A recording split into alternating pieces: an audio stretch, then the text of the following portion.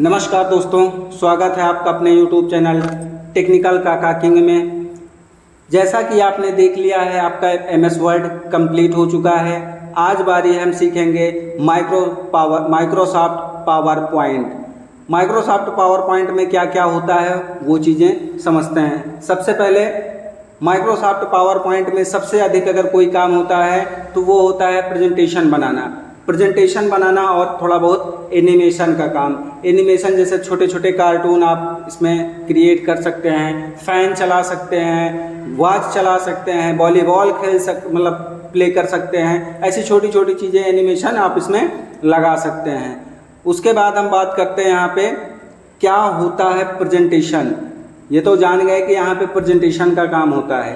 Presentation क्या होता है वो चीज़ समझ लेते हैं। सबसे पहले बात, प्रेजेंटेशन हम आपको एक दिखा देते हैं। उसके बाद आप यहाँ पे जैसे कोई प्रेजेंटेशन बनाएंगे तो उसको कैसे करना है। सबसे पहली चीज़, प्रेजेंटेशन बनाने के लिए आपको ये पता होना चाहिए हम किस टॉपिक पर प्रेजेंटेशन बना रहे हैं। हमारा टॉपिक है योग सेंस, ठीक है। यहाँ पे हमारा टॉपिक है योग सेंस। योग सेंस हम एक एप्लीकेशन है, एप्लीकेशन कहे का है वो भी जान लीजिए। ये स्कूल मैनेजमेंट सॉफ्टवेयर है। यह एक स्कूल मैनेजमेंट सॉफ्टवेयर है। जो भी सॉफ्टवेयर इस्तेमाल करेंगे कोई भी स्कूल के, उसके पास सारी के सारी एक्सेस, चाहे वो टीचर का एक्सेस हो, चाहे स्टूडेंट का हो, चाहे कॉलेज का हो, कंप्लीट प्रोफाइल रख सकते हैं। साथ ही साथ आपके टीचर जो होंगे वो भी इसमें अपना लॉगिन आप उनको लॉगिन आईडी पासवर्ड देंगे। टीचर की एक अलग लॉगिन आईडी पासवर्ड होगी, स्टूडेंट की अलग होगी। ये इसका काम कैसा है उसके बारे में इसको एक्सप्लेन करेंगे। तो सबसे पहले हम प्रेजेंटेशन बनाने के लिए हमारे पास एक सामने फ्रंट व्यू होगा। फ्रंट व्यू कहने का मतलब जो पेज कवर है ना, कवर पेज जो होता है, कवर पेज जो होता है उसमें हम क्या लिख देंगे। यहाँ पे हमारे पास एक लोगो है जो कि यूसेंस का लोगो है और उसके बाद यहाँ पे नाम है, ठीक है। अब यहाँ पे बात करते हैं क्या है ये school management software, school management software. Call करना है, आप इस नंबर पे कॉल करके सारी जानकारी ले सकते हैं। दूसरी चीज़ यहाँ पे देखेंगे, नेक्स्ट पेज पे जाएंगे तो यहाँ पे क्या है, बेनिफिट ऑफ स्कूल सॉफ्टवेयर। अब इसमें क्या क्या फ़ायदे हैं, कौन कौन क्या क्या कर सकता है, सब कुछ बाकायदा स्टेप बाय स्टेप लिखा है। सबसे पहले एडमिनिस्ट्रेटर, जो भी लॉगिन करेंगे सारा कुछ एडमिनिस्ट्रेटर के लॉगिन पे शो होगा। जो भी बनाया जाएगा, क्रिएट किया जाएगा, वो सब किसके द्वारा होगा, एडमिनिस्ट्रेटर के द्वारा होगा। वो किसी की प्रोफाइल क्रिएट कर सकते हैं, उसमें कितने बच्चे हैं, कितने स्टाफ, उनके टीचर स्टाफ हैं, कौन किस टाइम पीरियड पे किस क्लास में जाएगा, वो सब कुछ अपना क्रिएट कर सकते हैं। फिर उसके बाद यहाँ पे एक टीचर का भी एक पोर्टल मिल जाएगा। अगर टीचर अपने प्रोफाइल को लॉगिन करना चाहते हैं तो वो भी लॉगिन कर सकते हैं। उनके लॉगिन करने के लिए भी एक आईडी पासवर्ड जनरेट होगा जो कि जनरेट करेंगे एडमिनिस्ट्रेटर, है ना। उसके बाद यहाँ पे स्टूडेंट का भी सेम प्रोसेस होगा, वो भी एडमिनिस्ट्रेटर दे देंगे इनको जो है लॉगिन आईडी पासवर्ड, ये भी अपना देख सकते हैं। यहाँ पे स्टूडेंट डायरेक्ट लॉगिन ना करें, उनके गार्जियन कर सकते हैं कि हमारा बच्चा कब स्कूल गया है, कब नहीं गया है। कभी कभी होता है क्योंकि रजिस्टर में तो कोई देखने जाएंगे नहीं गार्जियन। अब जब यहाँ पे ये इस सॉफ्टवेयर की मदद लेंगे तो गार्जियन लॉगिन करके देख सकते हैं कब हमारे बच्चे स्कूल जा रहे हैं कि नहीं जा रहे हैं, और फीस जमा हुई कि नहीं जमा हुई, या कितनी फ़ी बाकी है, कितनी फ़ी पे हो गई। टीचर का सेम प्रोसेस है, सैलरी मिली या नहीं मिली, किस मंथ तक मिली है, किस मंथ की बाकी है, जो भी है सब कुछ आपको यहाँ पे शो हो जाएगा। सब कुछ आपके लॉगिन आईडी पासवर्ड में मेंशन रहेगा। नेक्स्ट टॉपिक है यहाँ पे एडमिनिस्ट्रेटर का। अब इसमें ये कौन क्या क्या मैनेज कर सकते हैं, मैनेज स्टूडेंट की प्रोफाइल कर सकते हैं, यहाँ पे स्टाफ का मैनेजमेंट कर सकते हैं, यहाँ पे इम्पोर्टेंट का नोटिस जो भी होगा उसको मैनेजमेंट कर सकते हैं। कोई विशेष काम हो, कभी कोई इमरजेंसी छुट्टी देनी हो या कुछ भी हो सकता है, या बच्चे नहीं आ रहे हैं, जो भी होगा सब कुछ यहाँ पे आप कंटिन्यू एक एक स्टेप बाय स्टेप आपको बताना है। जो भी स्टेप बाय स्टेप बताना होता है वही होती है आपकी एक प्रेजेंटेशन, है ना। प्रेजेंटेशन का कहने का मतलब है आपको किसी भी टॉपिक को छोड़ा नहीं जाएगा, सब कुछ बाकायदे ढंग से बताया जाएगा। तो ये होगी आपकी। इसी प्रकार से आप अपने कभी किसी कॉलेज में कोई प्रेजेंटेशन देनी हो या कुछ आपको बनाना हो तो आप इस प्रकार से बना सकते हैं। जैसे यहाँ पे देखिए, यहाँ पे टीचर का क्या क्या है, प्रोफाइल है ना, उसके पूरी एडिटिंग वगैरह सब कुछ एडमिनिस्ट्रेटर भी कर सकते हैं, टीचर स्वयं से भी कर सकते हैं, बच्चे स्वयं से भी कर सकते हैं। लेकिन बच्चे और टीचर के सिर्फ वो क्या कर सकते हैं, अपनी फ़ोटोज़ लगा सकते हैं, अपनी सिर्फ पर्सनल इन्फॉर्मेशन थोड़ी बहुत मतलब चेंज कर सकते हैं, बहुत ज़्यादा कुछ नहीं कर पाएंगे, वो वहाँ पे सिर्फ देख सकते हैं बस। तो इस प्रकार से यहाँ पे जो भी होगा वो सारी एक्टिविटी हम शो करेंगे, सारी एक्टिविटी धीरे धीरे स्टेप बाय स्टेप बताएंगे, तो वो होगी हमारी प्रेजेंटेशन। उसके बाद हम बात करते हैं, यहाँ पे एक न्यू पेज लेते हैं। सबसे पहले जैसे यहाँ पे हमने एक न्यू पेज ले लिए, तो यहाँ पे आपको ऑप्शन देखिएगा कट, कॉपी, पेस्ट और फॉर्मेट प्रिंटर। ये आपको MS वर्ड में आपने कंप्लीट सीख लिए हैं। अब ये चीज़ें जब आप सीख लिए हैं तो आपको समझ में आया होगा कि कट, कॉपी, पेस्ट क्या होता है। नहीं अगर समझ में आया है तो आप हमारे पिछली वीडियोज़ में जा कर के देख सकते हैं, और चैनल को ज़रूर सब्सक्राइब कीजिए, क्योंकि आप चैनल में थोड़ा सा प्यार अभी कम दिखा रहे हैं। उम्मीद करता हूं कि इस वीडियो के बाद आप थोड़ा सा हमें और सपोर्ट करेंगे और मोटिवेट होंगे हम। तो आगे बात करते हैं कट, कॉपी, पेस्ट की। तो जब तक आप कुछ लिखेंगे नहीं तब तक यहाँ पे आपका कट, कॉपी, पेस्ट नहीं खुलेगा। जैसे हम यहाँ पे लिख देते हैं, है ना, ये लिखने के बाद अगर आप इसको सिलेक्ट कर लिए, जैसे सिलेक्ट किए यहाँ पे कॉपी भी आपका ओपन हो गया और कट भी ओपन हो गया। चाहे आप इसको कॉपी कीजिए चाहे कट कीजिए। जैसे हम यहाँ पे कॉपी ही कर लेते हैं और उसके बाद यहाँ पे पेस्ट करना है तो आप यहाँ पे पेस्ट कर सकते हैं। उसके बाद जब भी ये चीज़ें हो जाए तो यहाँ पे फिर से वो हट जाएगा। अगर आप दूसरी जगह पे जाएंगे तो आप इसको दोबारा से कहीं और भी पेस्ट करना चाहें तो आप पेस्ट कर सकते हैं। इस प्रकार से आप अपना पेस्ट बार बार चाहे जितनी बार करना चाहें वो आप कर सकते हैं, है ना। अब उसके बाद बात करते हैं कट की। कट का क्या काम होता है, जैसे यहाँ पे हमें नहीं चाहिए था तो हम क्या कर लेंगे, सेलेक्ट करेंगे, उसके बाद इसको कट कर लेंगे। अब यहाँ से ये हट जाएगा, मतलब एक जगह से हटा करके दूसरी जगह में रखना ही कट कहलाएगा। जैसे हम किसी एक पेज को फाड़ करके, ऐसे ना समझ में आया तो और बताएं, कभी आप पेपर देखते हैं, न्यूज़पेपर, उसमें से कोई ऐसा टॉपिक समझ में आता है कि ये चीज़ें हमें चाहिए, इसे काटना है, तो आप उस पर कैंची लगा करके काट लेते हैं, तो उसको ले जाके कहीं और अपने कोई प्रोजेक्ट में पेस्ट कर देते हैं, तो वो होता है आपका कट। कॉपी होता है कि आप जब प्रिंट किसी CSC दुकान पे जाइए, वहाँ पे आप जाइएगा तो आप फोटो कॉपी कराते हैं, तो आपका जो ओरिजिनल है वो तो रहेगा, लेकिन उसी के जैसे कई फोटो कॉपी आप करा सकते हैं, तो वो होगा आपका कॉपी। यहाँ पे फॉर्मेट प्रिंटर की बात करें तो फॉर्मेट प्रिंटर होता है एक ही हेडिंग जैसे या एक ही डिज़ाइन जैसे हम कईयों को एक बार सिर्फ सेलेक्ट करते हुए चले जाएंगे, वो अपने आप चेंज होता हुआ चला जाएगा। इसके बारे में डिटेल में वीडियो बनी हुई है, आप जाके हमारे चैनल पे MS वर्ड का होम टैब देख लीजिएगा तो आपको समझ में आ जाएगा। दूसरी बात यहाँ पे ऑप्शन है स्लाइड। स्लाइड में क्या क्या है, सबसे पहले यहाँ पे देखेंगे स्लाइड, न्यू स्लाइड।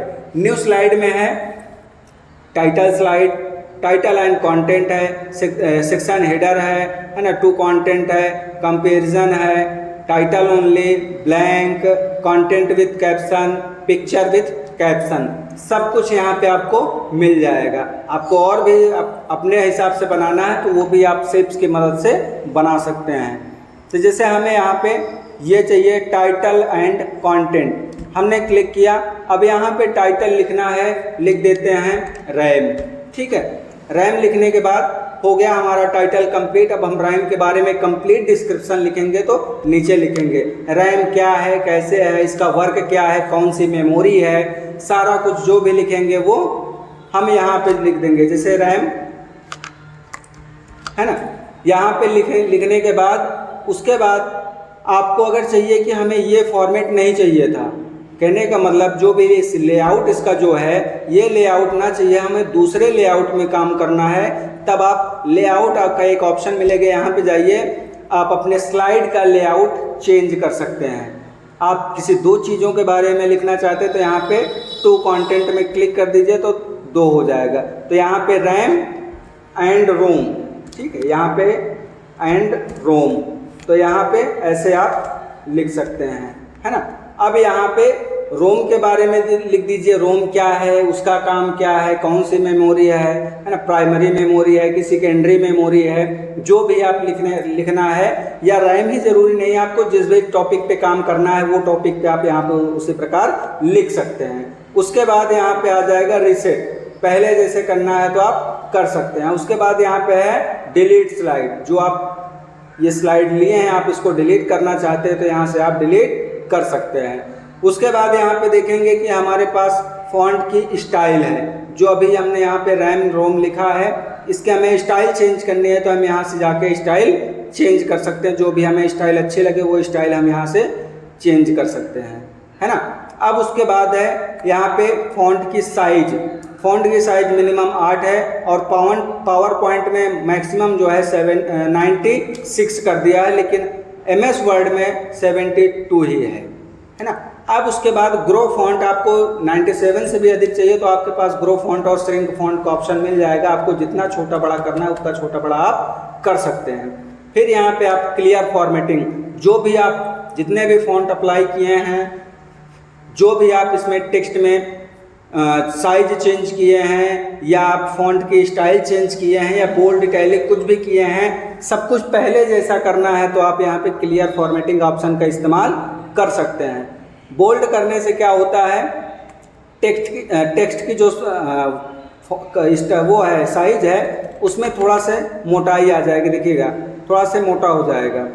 जैसे हमने इसको सेलेक्ट किया, जैसे ही बोल्ड पे क्लिक करेंगे हो रहा है मोटा, है ना ये, तो ये होता है आपका बोल्ड। इटैलिक से होता है थोड़ा से तिरछा हो जाता है राइट साइड में, अंडरलाइन से नीचे लाइन लग जाती है। ये खैर छोटी छोटी चीज़ें हैं और इसको हमने MS वर्ड में कवर भी किया है अच्छे से, तो आप वो वीडियो भी देख सकते हैं, ठीक है।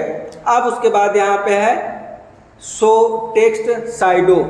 टेक्स्ट साइडो जो होता है वो क्या होता है, साइडो समझते हैं क्या है? साइडो होती है परछाई, चाहे वो आपकी परछाई हो, चाहे कोई टेक्स्ट की परछाई हो, चाहे किसी वर्ड की परछाई हो, वो होती है परछाई। जैसे हमने यहाँ पे साइडो लगाएंगे तो क्या हो जाएगा, परछाई में बदल देगा। इसको हम सेलेक्ट करते हैं, ये देखिए हल्का हल्का परछाई दिख रही है ना, और जूम कर देते हैं। देखिए यहाँ पे ये है ना परछाई, जैसे हमने शो किया वहाँ पे क्या हो गया, परछाई आ गई। अनशो कर देंगे तो हट जाएगी, शो करेंगे तो आ जाएगी, अनशो करेंगे तो हट जाएगी। दूसरा यहाँ पे करेक्टर स्पेसिंग, हमने लाइन स्पेसिंग तो पढ़ ली लेकिन करेक्टर स्पेसिंग नहीं पढ़े थे, तो हम यहाँ पे पावर पॉइंट में करेक्टर स्पेसिंग भी पढ़ सकते हैं। जैसे यहाँ पे देखेंगे तो यहाँ तो नॉर्मल है, उसके बाद आपको कितना नज़दीक चाहिए, कितना दूर चाहिए, वो सब आप यहाँ से काम कर सकते हैं। जैसे टाइट करेंगे तो थोड़ा नज़दीक आ जाएगा, वेरी टाइट कर देंगे तो और नज़दीक आ जाएगा, थोड़ा लूज़ करेंगे तो ये थोड़ा से गैप बना देगा ज़्यादा, है ना। और लाइन की स्पेसिंग होगी जो ऊपर को होगी, और ये टेक्स्ट की स्पेसिंग है ना। तो ये चीज़ें आप इस्तेमाल कर सकते हैं, आपको ज़रूरत जब पड़े तब। उसके बाद है यहाँ पे चेंज केस के लिए बताए थे 5 प्रकार के चेंज केस होते हैं। सेंटेंस केस, जैसे यहाँ पे sentence case, lower case, upper case, capital H word और टोगल केस, ये होंगे आपके सभी केस।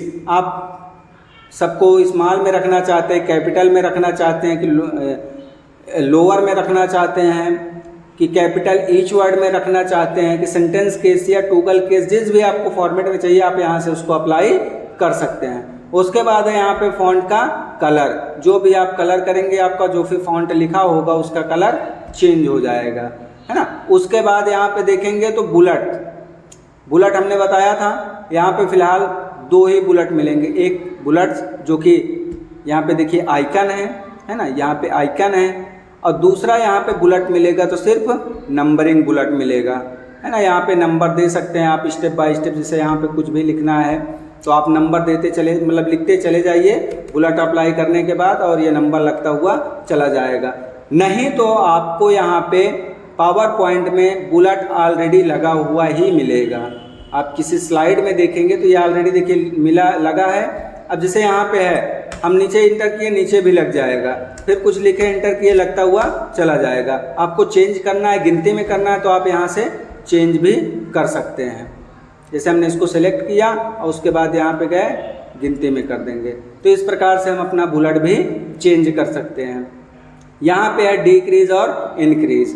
इंक्रीज पहले इस्तेमाल करेंगे तभी डिक्रीज ओपन होगा। जैसे इंक्रीज है, उसको जैसे हमने इसको सेलेक्ट कर लिए और उसके बाद इंक्रीज ऑप्शन का इस्तेमाल करते जाएंगे तो ये कहाँ चला जाएगा, राइट साइड में छिप जाएगा, है ना, इसके बाहर चला जाएगा। और जब डिक्रीज का इस्तेमाल करेंगे तो क्या हो जाएगा, अपने स्थान पर फिर से आ जाएगा।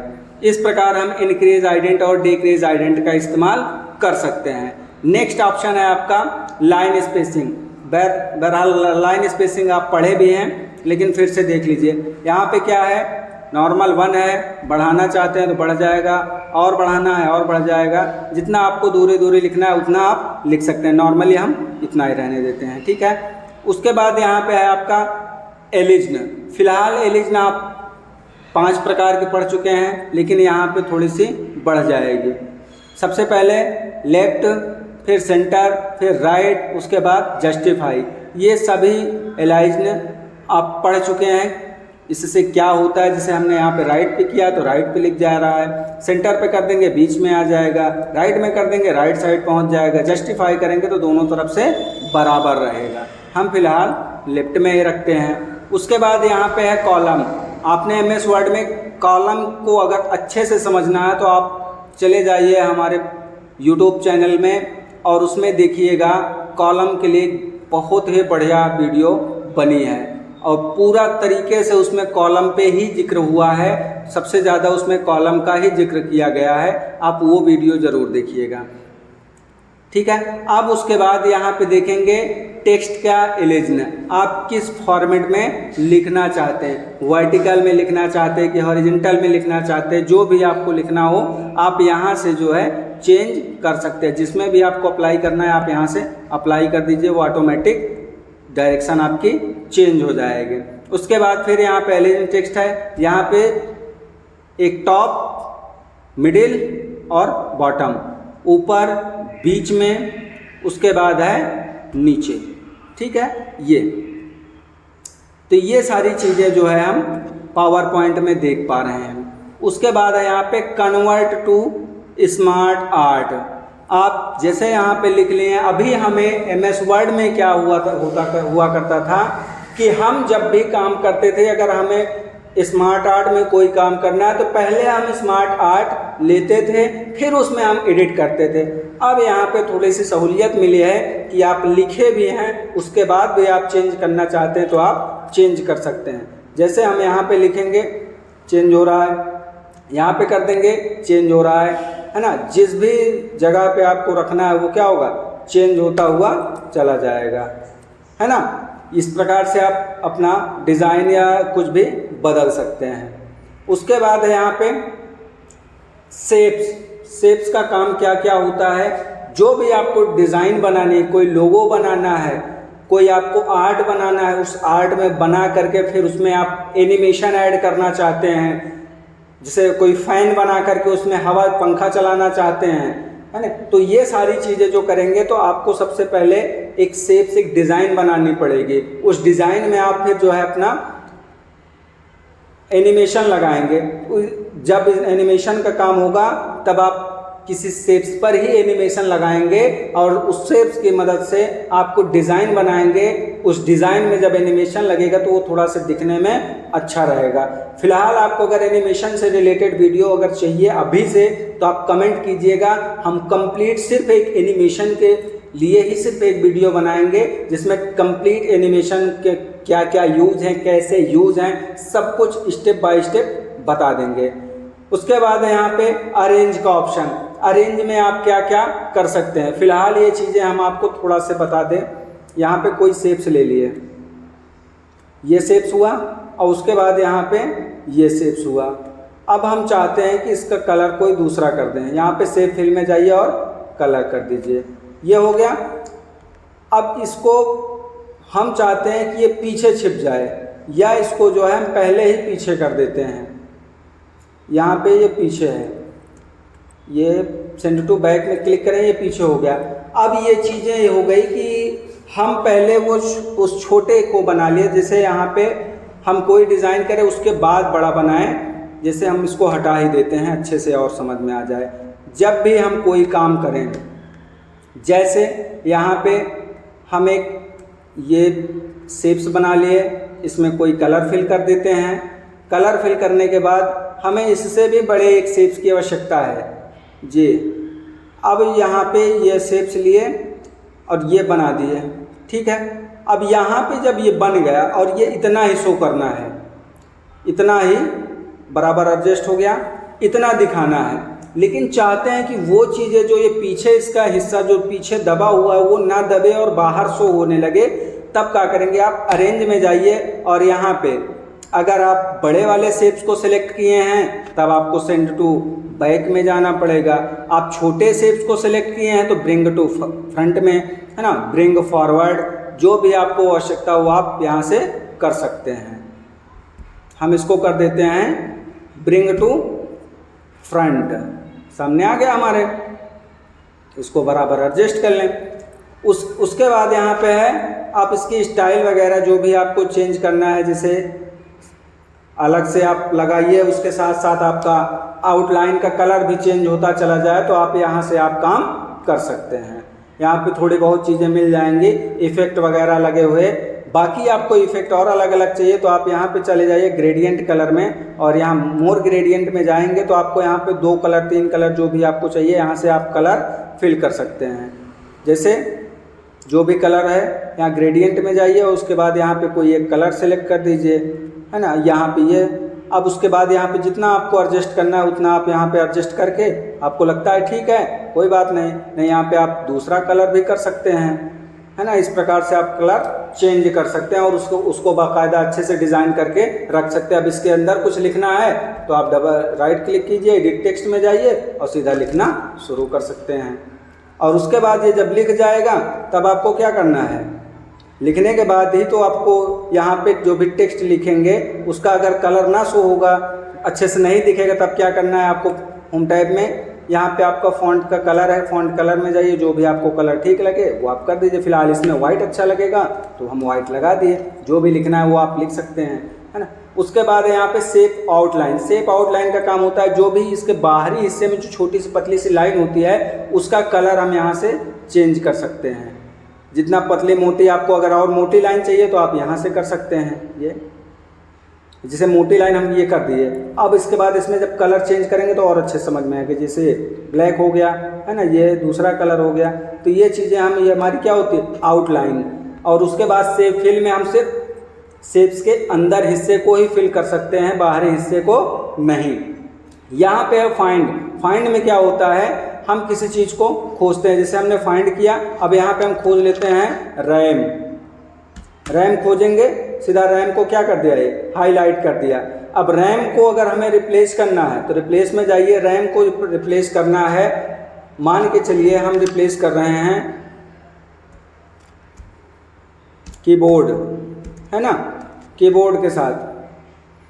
और उसके बाद यहाँ पे रिप्लेस ऑल या रिप्लेस पे क्लिक करेंगे तो क्या हो जाएगा, चेंज होके आ जाएगा।